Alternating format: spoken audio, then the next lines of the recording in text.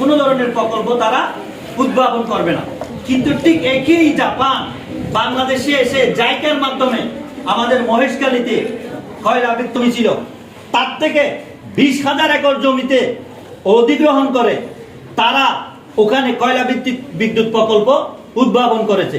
ওখানে যে 20,000 প্রতিনিয়ত মানবাধিকারের কথা বলে থাকে, অসহায় মানুষের কথা বলে থাকে জাপান, যুক্তরাষ্ট্র, যুক্তরাজ্য, কানাডা এবং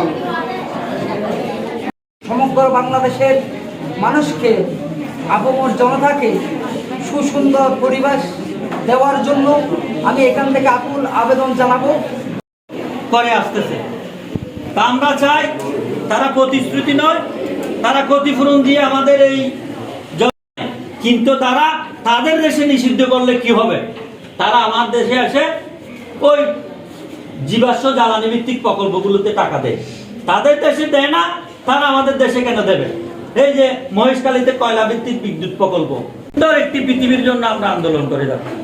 কেননা তারা চায় তাদের ব্যবসা দেশ ধ্বংস হয়ে যাক, পৃথিবী ধ্বংস হয়ে যাক, তাদের এদিকে কোনো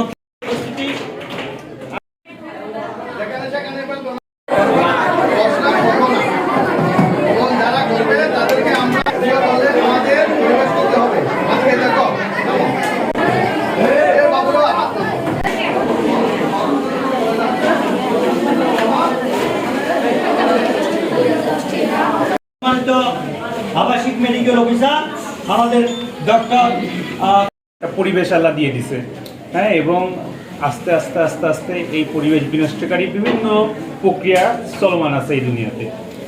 এই উপলক্ষে 2015 সালের দিকে একটা প্যারিস চুক্তি হয় আর কি, হ্যাঁ, শান্তি চুক্তি। এতে মূলত আমাদের পরিবেশ কিভাবে নষ্ট না হয় বিভিন্ন রকমের দিক নির্দেশনা দেওয়া, এবং যেসব দেশে বেশি হয় পরিবেশ বিনষ্ট, এবং এদেরকে একটা অর্থায়ন দেওয়ার কথা ছিল আর কি।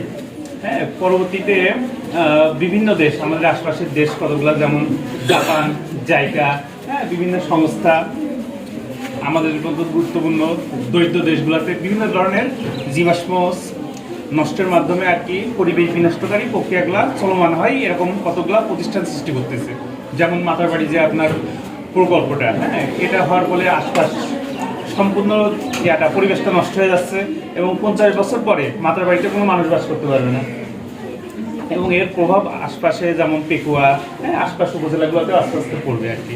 হ্যাঁ, আপনাদেরকে এগুলো বলার উদ্দেশ্য কি? এগুলো বলার উদ্দেশ্য যে আপনারা এগুলো সম্পর্কে একটু জানেন, আপনাদের বাড়ির আশপাশে আপনাদের গার্জেন, হ্যাঁ, সবাইকে একটু জানান, ছোট ভাই বোনদেরকে জানান, যাতে এইসব মানে পরিবেশ নষ্টকারী প্রকল্পগুলো আমাদের আশপাশে আর না হইতে পারে।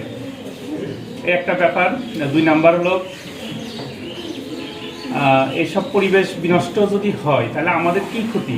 এই যেমন এক বড় ভাই বললো যে আগে আমাদের ফ্যান লাগতো না, এখন আমরা ফ্যান ছাড়া ঘর থেকে বেরোতে পারি না।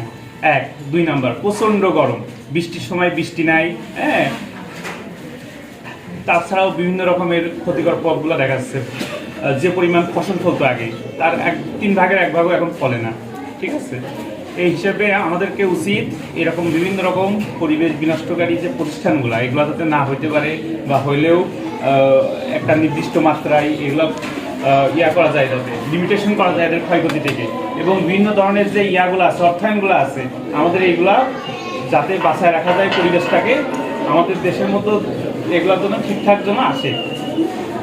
মূলত এই, হ্যাঁ, এইগুলো আপনাদের যারা পরিচিত আছে সবাইকে জানাবেন, হ্যাঁ। এইগুলো আমি আমার বক্তব্য শেষ করছি।